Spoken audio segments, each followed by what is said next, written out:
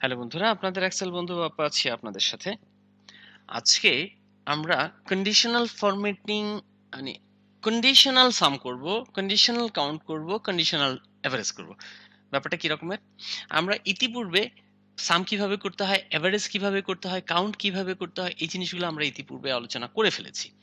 এখন আজকের ভিডিওটা আপনারা যদি আমার পূর্ববর্তী ভিডিওটা না দেখে থাকেন, কাউন্ট, সাম এবং এভারেজ সম্পর্কে আপনাদের ধারণা না থাকে, তাহলে আমি আপনাদেরকে অনুরোধ করব আমার পূর্ববর্তী ভিডিওটা দেখে নেবেন, তারপরে এই ভিডিওটা দেখেন। তাহলে আপনাদের জন্য বুঝতে সুবিধা হবে। এখন আমি আ তাহলে আমরা প্রত্যেকটা ডিপার্টমেন্ট এভাবে আলাদা করা আছে। এখন আমরা দেখব যে ডিপার্টমেন্ট ওয়াইজ এখানে সব মিলিয়ে ৫ টা ডিপার্টমেন্ট আছে। আপনি যদি একটু দেখেন কয়টা ডিপার্টমেন্ট আছে? ৬ টা ডিপার্টমেন্ট। ১, ২, ৩, ৪, ৫, ৬।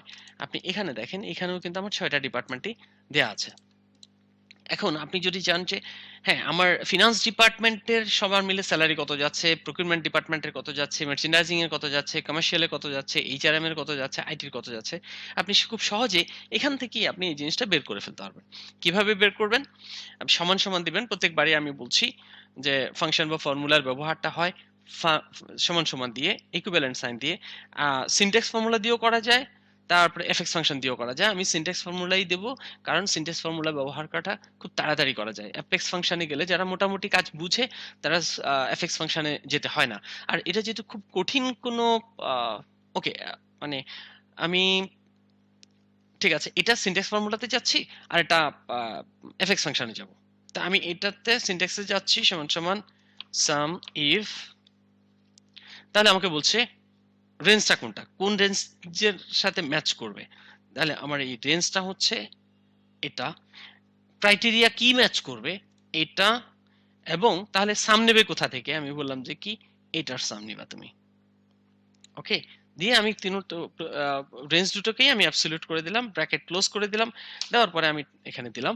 এখন আপনি একটু ড্র্যাগ করে দেখেন। এই যে দেখেন 40,19,000 টাকা। এখানে আমি এটারই সাম করা আছে। এই যে দেখেন F2 থেকে F68 পর্যন্ত এটার সাম হচ্ছে এই যে এটা। তার মানে আমার এখানে মিলে গেছে। এখন আমি কাউন্ট করব যে ফিনান্স টিমে কয়জন আছে, প্রকিউরমেন্ট ডিপার্টমেন্টে কয়জন আছে এই জিনিসটাকে আমি কাউন্ট করব। COUNT কাউন্ট অথবা কয়বার আছে সরি কাউন্ট ইফ দেব আমি। কাউন্ট ইফ দিয়ে আমি বলছি যে আপনার এটা। আমি এটা সিলেক্ট করলাম করে আমার ক্রাইটেরিয়া কি এটা দিয়ে আম আমি এন্টার দিলাম। এখন দেখেন এখানে আমার ৬৭ জন আছে। আপনি এখানে দেখেন F2 থেকে F67 এ ৬৭ জন আছে। এটাও মিলে গেছে। তো আমি এবার যাব এভারেজ ইফ এ। তো এভারেজ ইফটা আমি এফএক্স ফাংশন থেকে ব্যবহার করি। AVERAGEIF এভারেজ ইফ তাহলে আমাকে সে বলছে এভারেজে তুমি রেঞ্জটা কোনটা? আমি বললাম যে এটা অ্যাবসলিউট করতে হবে আমাকে। আমাকে এটা অ্যাবসলিউট করে দিতে হবে। তারপরে আমাকে বলছে যে তোমার ক্রাইটেরিয়া কি? আমি বলছি ক্রাইটেরিয়া এটা। এটা অ্যাবসলিউট করব না। কমা দিতে হবে না, কমা অটোমেটিক্যালি নিয়ে নেবে। তারপর হচ্ছে যে কি তুমি কোনটার এভারেজ করবা? আমি বলছি আমি এটার এভারেজ করব। এতটুকু পর্যন্ত এভারেজ করব। অ্যাবসলিউট করে দিলাম। দিয়ে আমি ওকে দিলাম।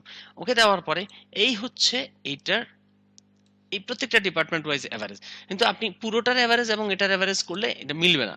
কারণ এখানে সে ৫ টাকে যোগ করবে, যোগ করে এইটাকে ৬ টাকে যোগ করবে, করে ৬ দিয়ে ভাগ করবে। আর এখানে সবগুলাকে যোগ করবে, করে ৬৭ দিয়ে ভাগ করবে। সো এটা মেলার এভারেজে মেলার কোনো সুযোগ নেই। তো এই হচ্ছে আমাদের sum if, count if, average if. তো আমরা পরবর্তী ভিডিওতে sum ifs, count ifs, average ifs মানে মাল্টিপল ইফস মাল্টিপল ইফ এটা নিয়ে আমরা আলোচনা করব। তো আশা করছি আপনার ব্যাপারটা বুঝতে পেরেছেন। আমি আপনাদেরকে রিকমেন্ড করব জিনিসটা যদি না বুঝে থাকেন তাহলে বারবার দেখবেন, আপনারা প্র্যাকটিস করবেন। প্র্যাকটিস করলে আপনারা এই জিনিসটাতে সফল হতে পারবেন এবং আপনাদের ভবিষ্যতে কাজটা অনেক স্মুথার হবে। তো এই পর্যন্ত আজকে এই পর্যন্ত আপনাদের বন্ধু আপনাদের কাছ থেকে বিদায় নিচ্ছে। আল্লাহ